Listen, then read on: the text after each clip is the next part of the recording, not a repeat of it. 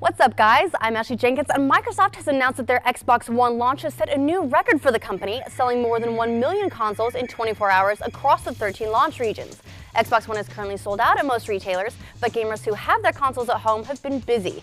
In the first day, they'd already killed over 60 million zombies, so it seems like the apocalypse is well in hand, and driven 3.6 million miles in Forza 5. That's like driving around the world more than 144 times. Reports of broken disk drives continue, and even a few reports of day one updates failing and making the consoles unresponsive.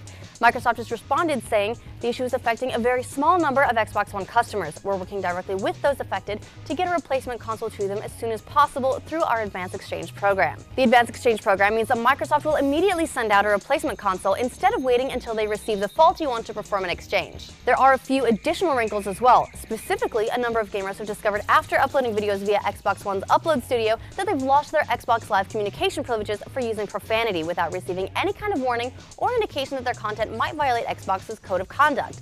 Microsoft has released a statement that says, "We take code of conduct moderation via Upload Studio very seriously. We want a clean, safe, and fun environment for all users.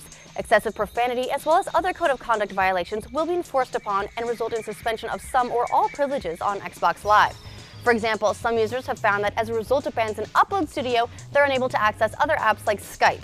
So far, all these suspensions have been temporary, around 24 hours, but the much bigger concern is that there's no warning or flag system prior to the bans, and support staff are unable to see the loss of privileges if the account remains in good standing on their end. Some PS4 users are experiencing similar new technology growing pains after finding themselves banned from broadcasting to Twitch after streaming sessions of Playroom, an augmented reality software that makes use of the PlayStation camera and ships pre-installed on all PS4 systems.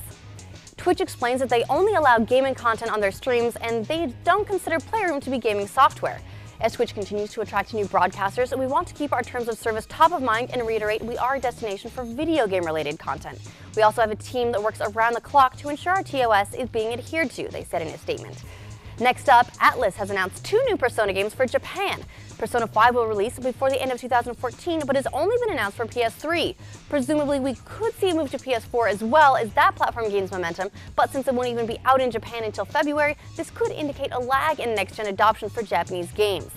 Persona Q Shadow of the Labyrinth for 3DS is the second new Persona game announced, and will be the first game in the Persona series to step outside Sony's ecosystem. It'll be the first ever on any Nintendo platform, though Shin Megami Tensei 4, a distant relative in the greater Megami Tensei family of games from which Persona is a spin-off, released on 3DS earlier this year.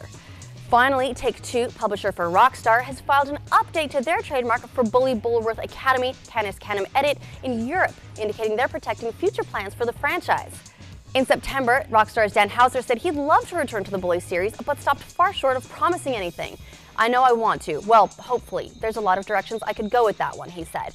Later in October, a Rockstar developer's CV indicated he was working on the next version of a famous IP, but didn't specify which one, sparking rumors of everything from a new Red Dead title to next-gen GTA 5 to this potential Bully sequel, which is now looking much more likely.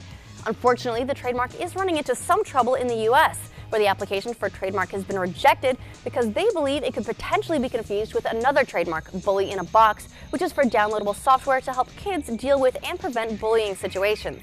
And that's the news. Do you think a Bully sequel will be the next big game from Rockstar, or were you hoping for a new Red Dead game? Shout out in the comments below and let us know what you think of today's news.